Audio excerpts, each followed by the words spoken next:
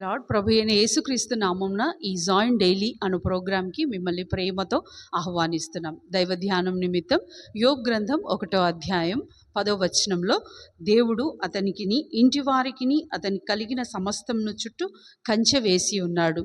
మనము ఈ బైబిల్ గ్రంథంలో చూసుకున్నట్లయితే ప్రతి పుస్తకంలో, ప్రతి అధ్యాయంలో, ప్రతి వచనంలో ఆయన యొక్క స్వభావ లక్షణములను అవి చూపిస్తూ ఉంది.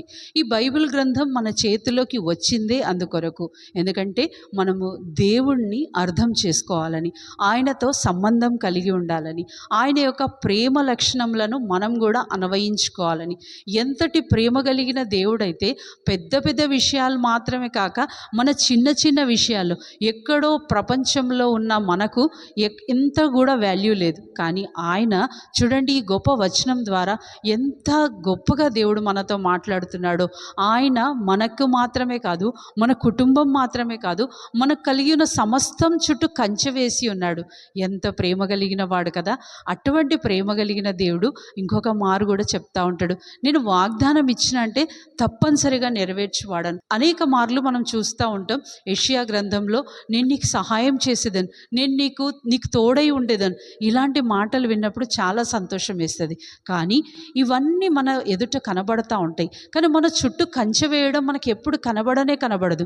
అపాయం రాకన ముందే దేవుడు తప్పించి వేయడం, ఏదో ఒక కష్టం రాకన ముందే మనం ఆ ప్రాంతంలో వెళ్ళకపోవడం, ఏదో ఒక మాట మనం మీదికి రావాల్సి ఉన్నది, ఆ నింద మనకు రావాల్సి ఉంది, కానీ దేవుడు దాన్ని తప్పించి వేయడం ఎంత గొప్ప సంగతి కదా.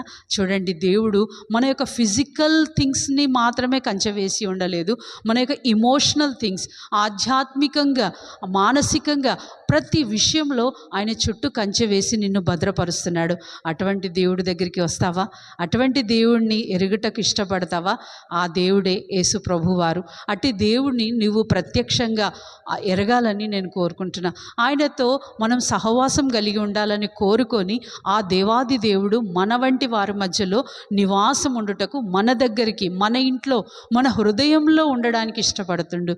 కాబట్టి నీవు ఒకవేళ ఈరోజు ఆయనను ఆహ్వానిస్తే ఆయన తప్పనిసరిగా నీ దగ్గరికి వచ్చి నిన్ను ఆశీర్వదించి నీ చుట్టూ కంచె వేసి నీ శత్రువుల నుంచి నిన్ను తప్పించు దేవుడై ఉన్నాడు. రండి ప్రార్థన చేసుకుందాం.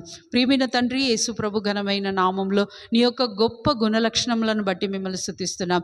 నీవు మా చుట్టూ, మా కుటుంబం చుట్టూ, మా కలిగి ఉన్న సమస్తం చుట్టూ కంచె వేసి ఉన్నందుకు నీకు ఎంతో వందనాలు చెల్లించుకుంటూ వస్తున్నాను దేవా. ఇంకా మా హృదయంలోకి, మా ఇంట్లోకి మిమ్మల్ని ఆహ్వానిస్తున్నాం దేవా. రమ్ము, నీతో సహవాసం కలిగి ఉండునట్లుగా మాకు నేర్పించమని ప్రార్థిస్తూ యేసుక్రీస్తు పరిశుద్ధమైన నామంలో ప్రార్థిస్తున్నాం తండ్రి. ఆమేన్.